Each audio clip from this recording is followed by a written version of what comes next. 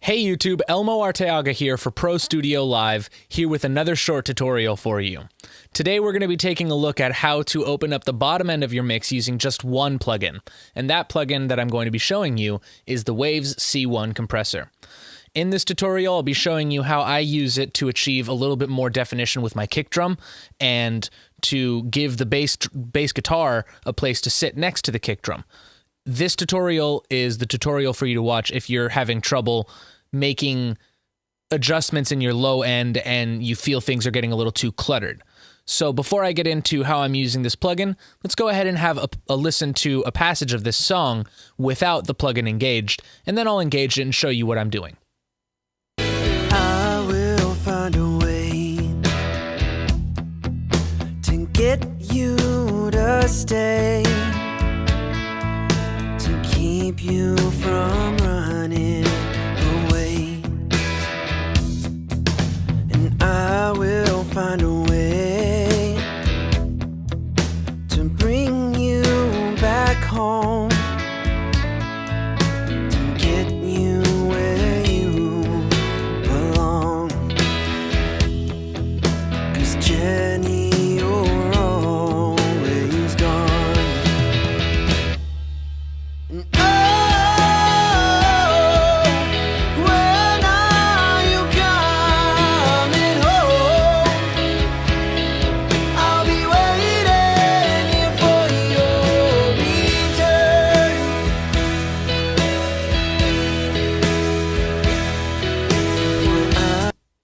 Cool. So as you could hear, the kick drum and the bass guitar are very much audible, both in their own right. However, I want to hear more of the kick drum's attack because this being predominantly kind of a rock song, it has that rock feel with the aggressive, thick, fat-sounding drums. I really want that to come through as the driving force behind the low end. So one thing I like to do is use this Waves C1 compressor, engaging a sidechain from the kick drum. Now let me show you how I have that set up before I get into any of these. On my kick track, I have a few source information tracks here bussed to an aux bus called kick. Now I have some processing here, but the important part is this send. I have assigned this kick to send bus 16 on send A, sending information at unity, so that means that whatever the fader is at, it's going to be sending 100% of that. But also I have engaged pre-fader mode, so any adjustments I make to the track itself will not affect how much is sending to this compressor. Now this key icon here in the corner indicates that you can choose a sidechain to key this compressor and trigger it via that information being sent. So as you can see, my kick drum is sending to bus 16, and this compressor is listening to bus 16. So already off of the bat, you can tell that when I'm using the kick drum, whenever the kick drum is being hit, that it will be triggering this compressor. So let's have a look at what this is doing just with the sidechain when there's no ratio being set, there's no compression actually happening. I will find a way to get you to stay, to keep you from running away, and I will find a way. You can notice that as I'm moving the fader up and down, this meter is also moving as well. And that just shows you that this bus is active and the compressor is listening to that bus. Now this compressor is not on the kick track. The compressor is actually here on my bass track. Again, I have some source information here being bussed to its own track called bass. And I also have some processing here, but we're focusing on this compressor. So now that we have the compressor set up to listen to the kick drum and compress the bass guitar whenever the kick drum is hit, let's go ahead and start adding some compression to see what that does to our signal. I will find a way. But first, let me bring down the threshold to get a really extreme, exaggerated response. I will find a way.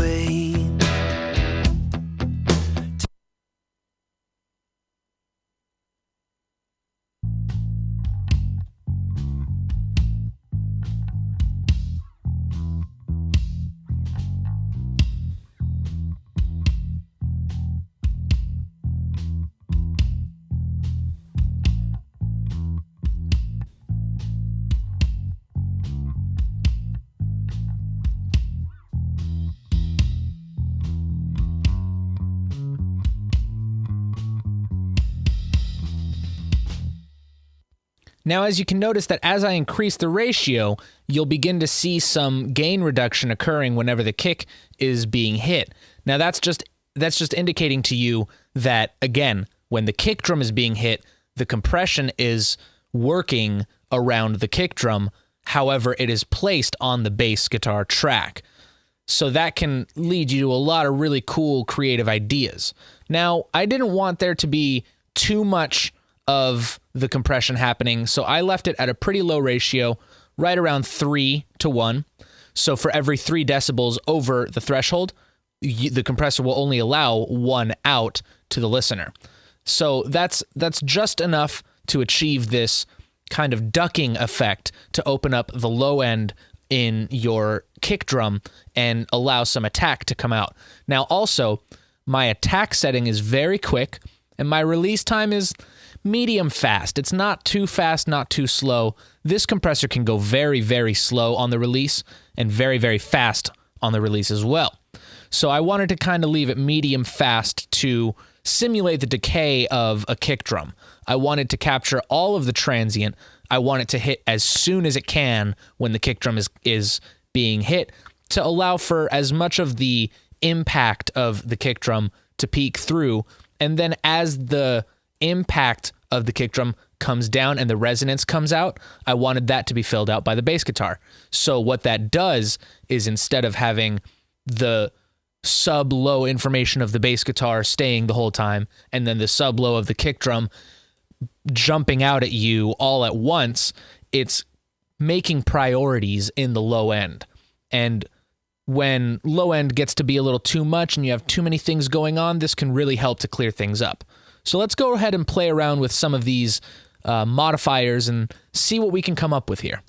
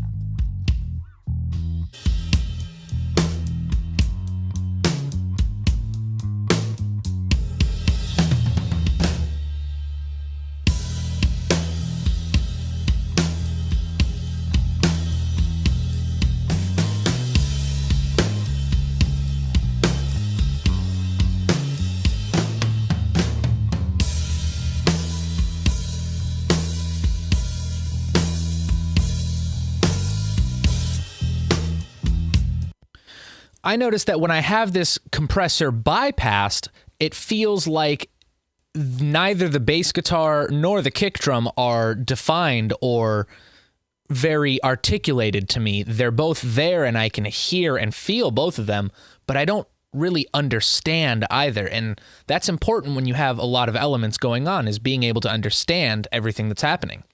So part of what I want to do is I don't want to go too far with this, because if I do too much of this sidechain compression, I'll have a very aggressive pumpiness kind of sound, like a pumping, or I'm not sure. It feels and sounds very unnatural and artificial, and I kind of want to use this as a masking technique. Not too much, not too little, just enough to kind of let the kick drum peek out, and then again, let the bass drum, or the bass guitar, fill out the rest of that. So let's finish up these modifiers and land on a place that we like.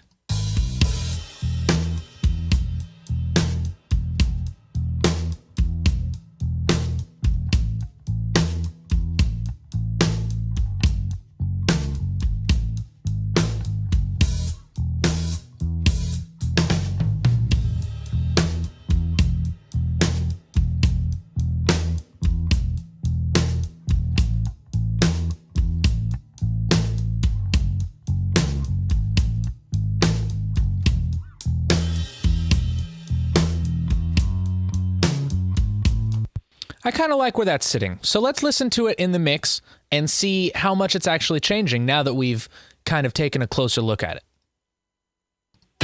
I will find a way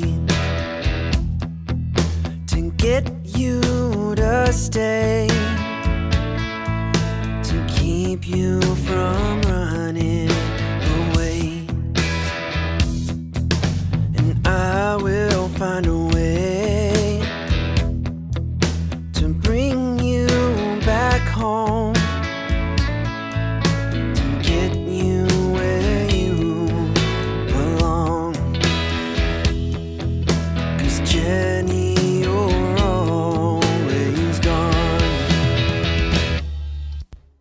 Now, I don't know about you, but that seems to sit real nice from what I'm hearing.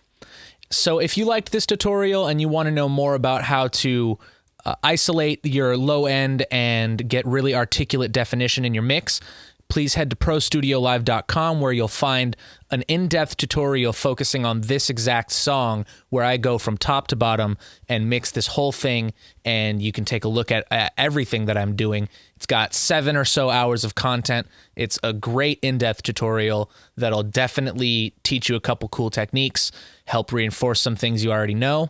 But either way, thanks for watching this video, and I hope you learned something new. See you next time.